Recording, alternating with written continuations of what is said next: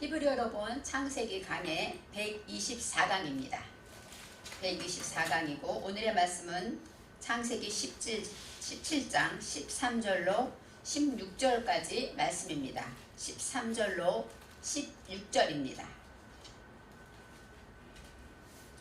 너희 집에서 난 자든지 너희 돈으로 산 자든지 할례를 받아야 하리니 이에 내 언약이 너희 살에 있어 영원한 언약이 되려니와 할례를 받지 아니한 남자 곧 그 양피를 베지 아니한 자는 백성 중에서 끊어지리니 그가 내 언약을 배반하였음이니라. 하나님이 또 아브라함에게 이르시되 내 아내 사레는 이름을 사레라 하지 말고 그 이름을 사라라 하라. 내가 그에게 복을 주어 그로 내게 아들을 낳아주게 하며 내가 그에게 복을 주어 그로 열국의 어미가 되게 하리니 민족의 열왕이 그에게서 나리라. 아멘. 오늘의 말씀의 강의의 제목은 사레를 사라로입니다. 지난번에는 아브람을 아브라함으로, 이번에는 사레를 사라로입니다.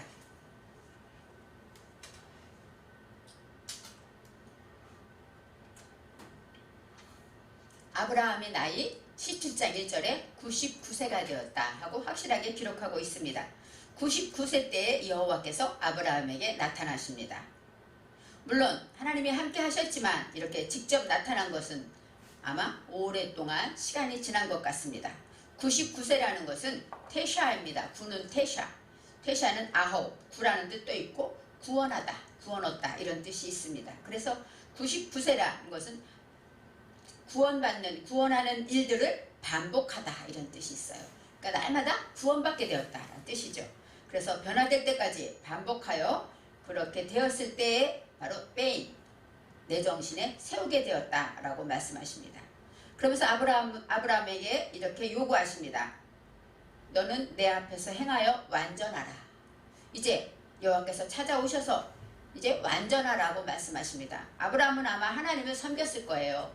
하나님을, 왜냐하면 은혜를 많이 받았고 하나님이 아직껏 도와주셨고 애굽에서도 또 여러 가지 어려움에서 지켜주신 것, 이거 삶이 있기 때문에 하나님을 섬겼지만 이제 99세가 됐을 때 하나님의 말씀으로 구원받는 일을 구원받게 되는 그런 구원의 사역에 동참하게 되고 주의 말씀으로 구원받는 그때가 됐을 때 내 앞에서 행하여 완전하라 하고 말씀하십니다. 내 앞에서 페네입니다.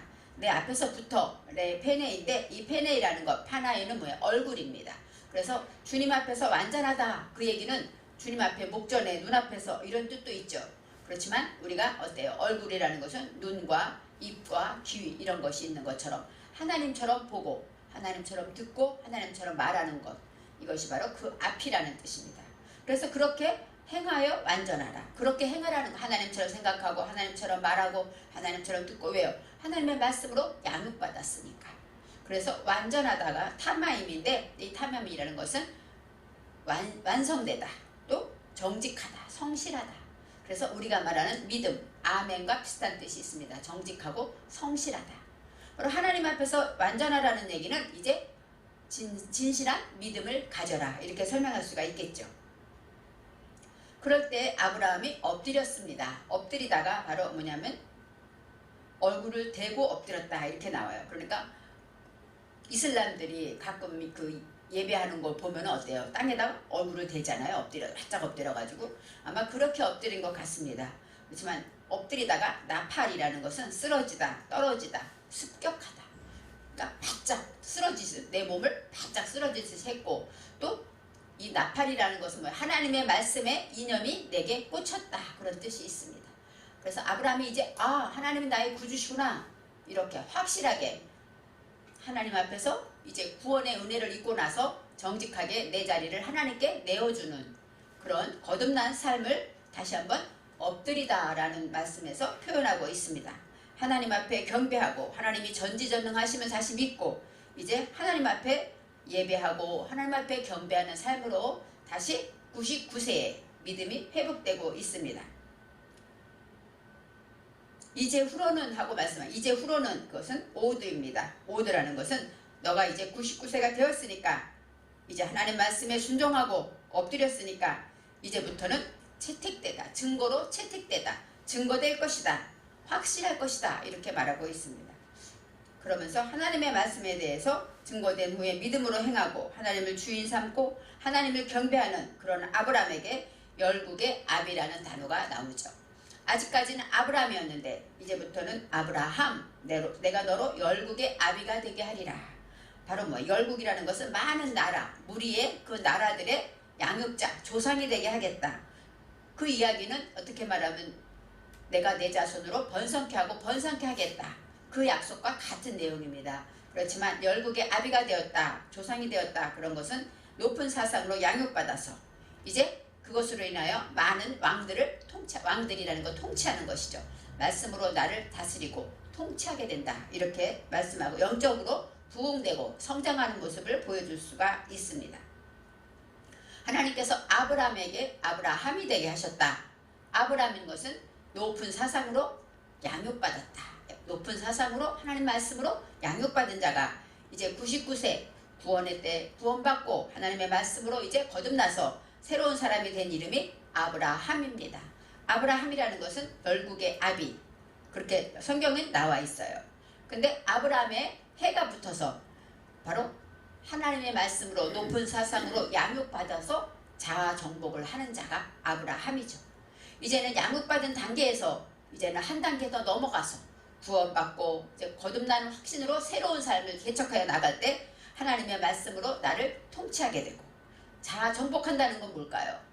이 호흡하다, 이 해라는 것이 숨쉬다, 호흡하다, 소통하다 이런 뜻인데 가장 먼저 나와 내가 호흡이 돼야죠.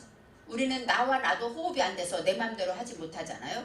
바로 나와 내가 소통돼야 되고 그 다음에 나와 하나님 관계가 소통, 호흡이 돼야죠.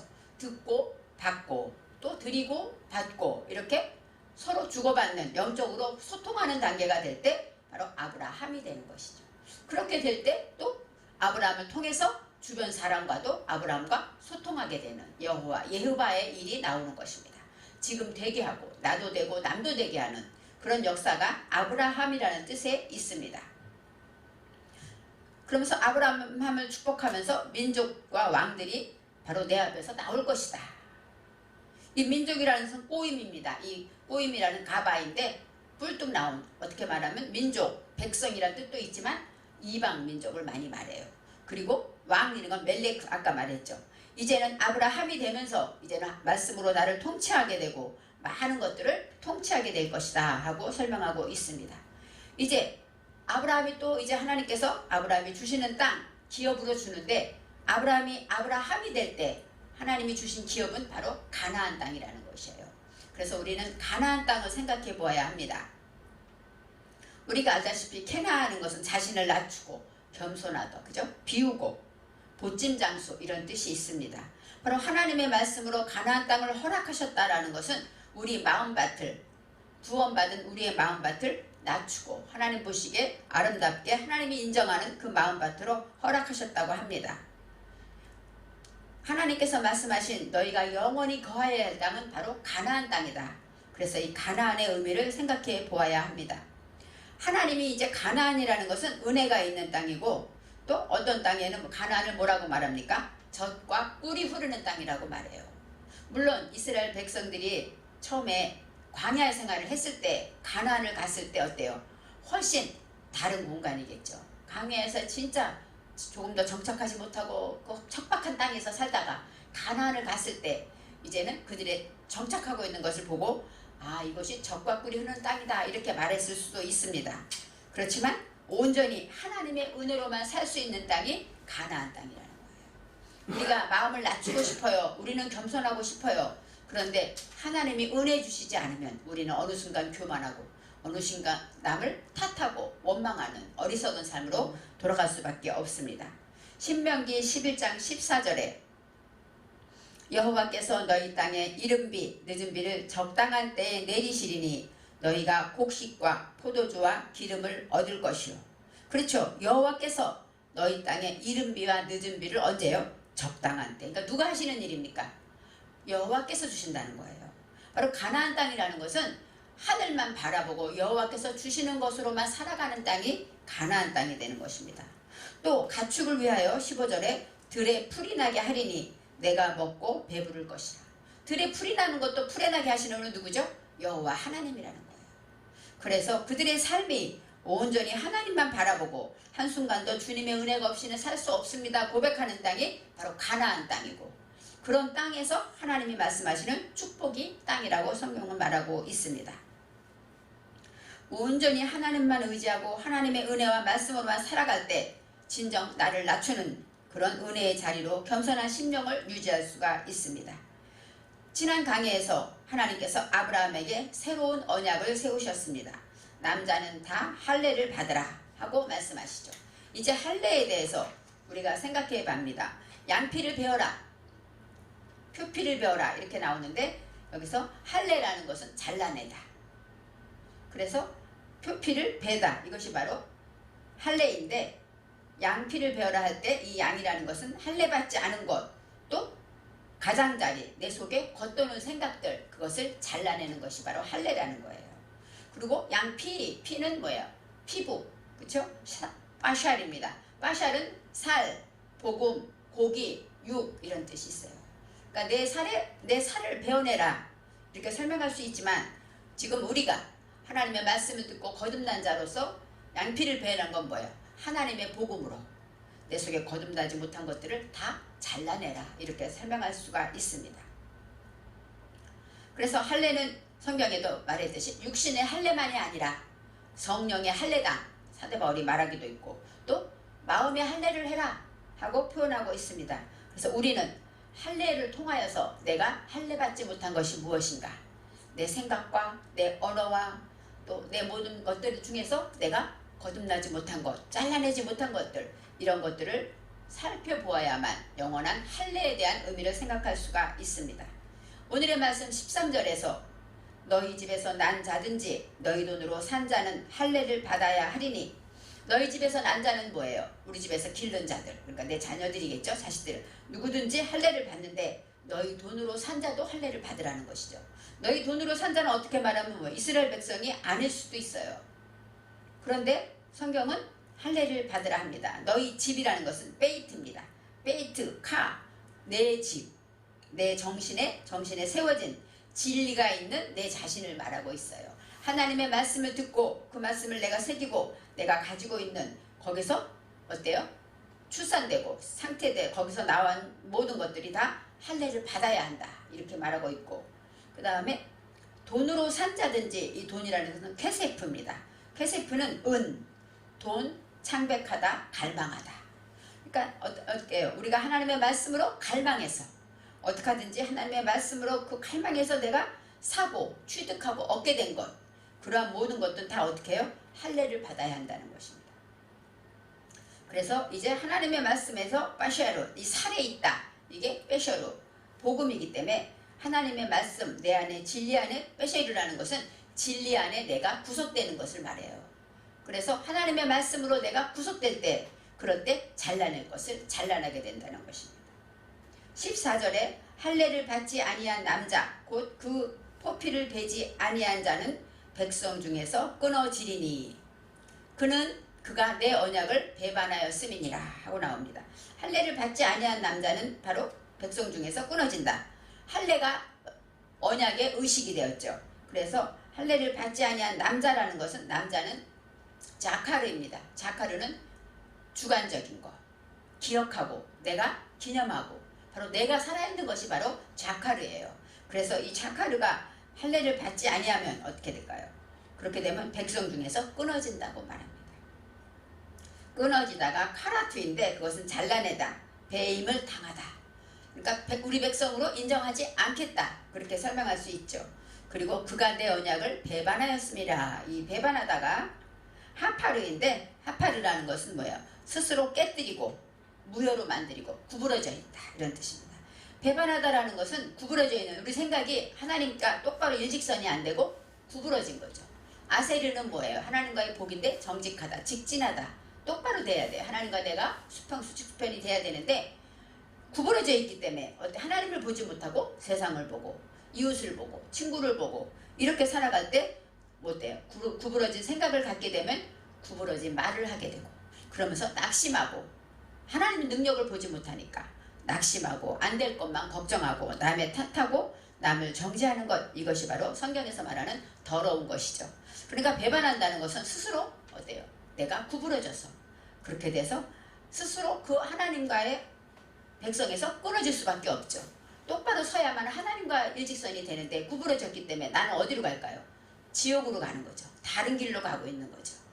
그렇게 설명할 때 배반하다, 그 다음에 끊어지다, 이런 뜻이 있습니다.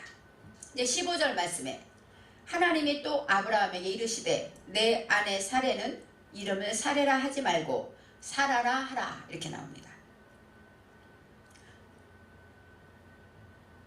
99세 돼서 99세 됐으니까 이제 100세가 되게 되면 아브라함이 되고, 사레는 뭐예요? 90세가 돼서 이제 이삭을 낳게 되지 않습니까?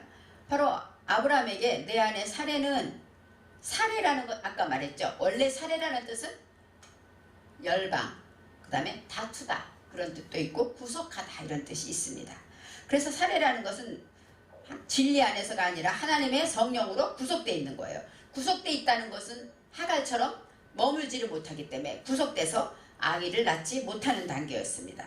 그런 사례가 성령의 소유에서 구속되어 있을 때 바로 사라가 된다. 사라가 될 때에서 똑같은 자음에서 아브라함에 들어있던 해가 들어갑니다. 해라는 것은 숨쉬다, 호흡하다, 이런 뜻도 있고 방향사, 방향, 그쪽으로 향하다, 이런 뜻이 있습니다. 그래서 사라라는 것은 바로 사례는 구속되어 있는 거고, 사라는 그 구속을 향하여 있기 때문에 풀어주다, 자유롭게 하다, 씨름하다, 거주하다, 이런 뜻이 있어요. 그러니까 사례와 사라는 이 해가 있음으로 인해서 그것을 방향으로 정하기 때문에 이제는 자유를 얻게 된다는 것이죠.